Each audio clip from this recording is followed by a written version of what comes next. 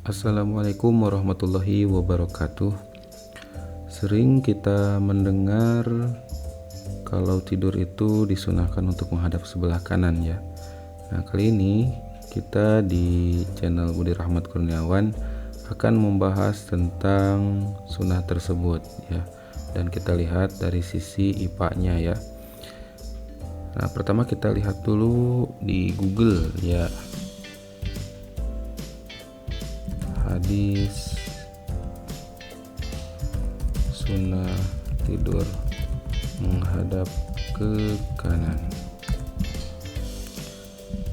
Nah, di sini kita bisa lihat ya, ada banyak yang sudah menyampaikan tentang hadis atau anjuran, hadis tentang anjuran untuk tidur menghadap ke sebelah kanan. Sini saya bacakan ya. Nabi Muhammad SAW bersabda, berbaringlah di atas rusuk sebelah kananmu. Berarti ini menghadap ke kanan ya. Hadis riwayat Bukhari dan Muslim. Dan kalau kita scroll terus ke bawah, ini sudah banyak juga yang membahas ya. Dan di sini juga sudah ada yang mengaitkan dengan sains seperti yang akan kita jelaskan sekarang.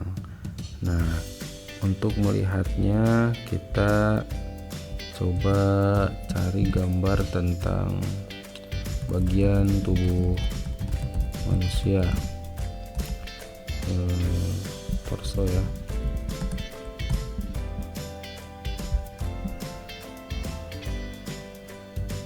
Nah, di sini kita buka salah satunya. Baik. Nah, dari beberapa referensi yang sudah saya baca, ternyata tidur menghadap ke kanan itu selain lebih mudah untuk bangun di malam hari untuk sholat tahajud ya, bukan untuk WC, ternyata tentu pasti ya, setiap sunnah dan anjuran dari Rasulullah itu pasti ada hikmah untuk kesehatan ya, dan untuk aspek lainnya ya. Jadi bukan hanya aspek kesehatan, itu lebih luas manfaatnya untuk kita semua.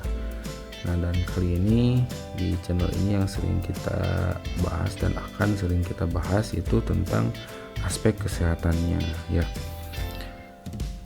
Yang pertama, dilihat dari torso ini ya, bagian tubuh manusia, ketika tidur kita menghadap ke sebelah kanan ya. Nah, berarti ini menjadi alas ya. Yang pertama yang mendapat manfaat itu adalah jantung ini ya.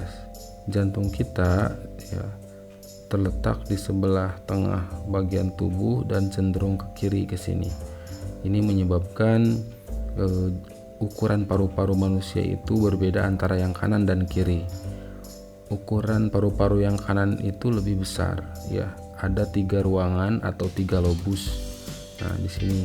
Sedangkan ukuran paru-paru yang kiri itu lebih kecil ya, karena berbagi ruang dengan jantung. Atau di ukuran paru-paru sebelah kiri ini ada 2 ruangan atau 2 lobus. Yang kanan 3 dan yang kiri 2.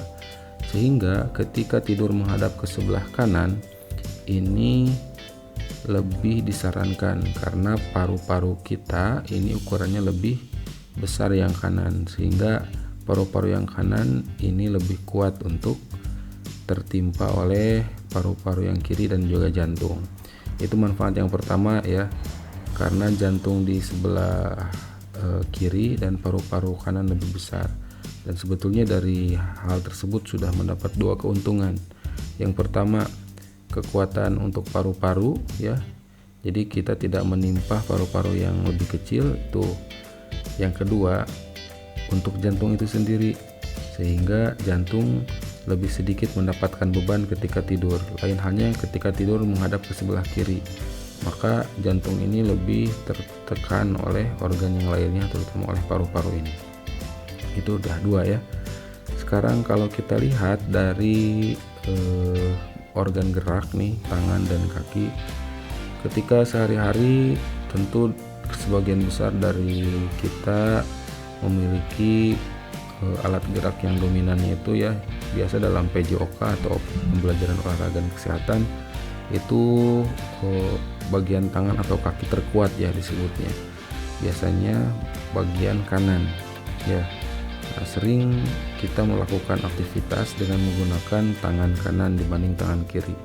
Ya, dimulai dari bangun pagi ya, menyikat gigi ya, kemudian membuka dan menutup botol dan sebagainya, makan. Sebagian besar itu digunakan bagian tubuh terkuat ya, yaitu sebelah kanan. Walaupun ada beberapa orang ya lebih sedikit ya, yaitu yang menggunakan dominannya bagian kiri. Begitupun dengan kaki ya, lebih banyak tumpuan kaki itu yang paling kuat, yaitu yang kanan. Sehingga bagian tubuh kita yang sebelah kanan itu lebih kuat ya dibandingkan sebelah kiri. Nah, maka ketika beristirahat pun ya sebaiknya menghadap ke sebelah kanan, sehingga yang tertekan itu adalah tubuh yang lebih kuat ini ya. Kemudian dilihat dari bagian kepala ya, misalnya di sini ada otak ya.